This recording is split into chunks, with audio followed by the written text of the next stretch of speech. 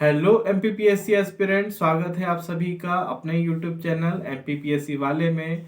So without wasting any time let's jump into the topic. Economic condition और economic history of Rigvedic Aryans या early Vedic period एक बहुत ही important question है जिसे MPPSC mains में 5 marks में पूछा जा सकता है। पढ़ेंगे हम लोग इसका आंसर।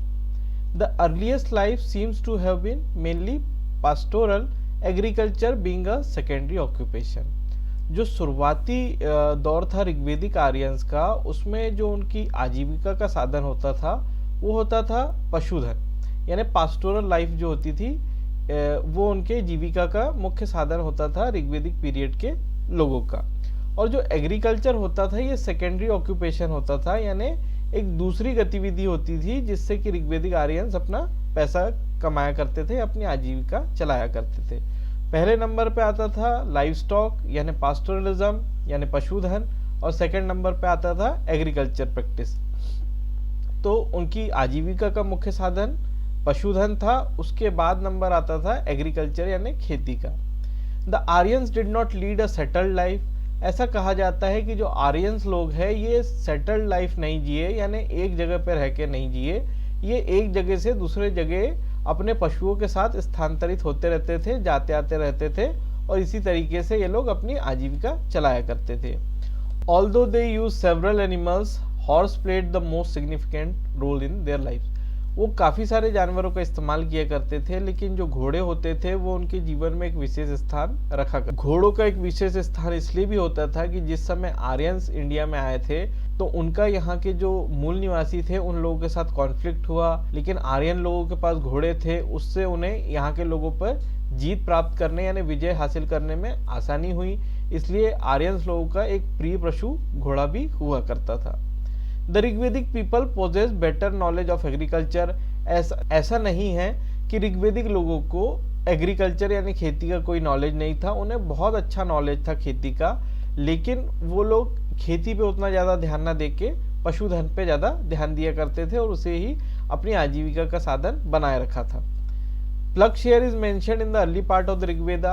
हमें ऋग्वेदा से ये पता चलता है कि किसी प्लग शेयर यानी लकड़ी के हल का भी जिक्र हुआ है, जिससे ये पता चलता है कि आर्यंस लोगों को खेती के बारे में या एग्रीकल्चर के बारे में अच्छी खासी जानकारी थी। एक साइंटिफिक नॉलेज आर्यंस लोगों के पास खेती के बारे में था।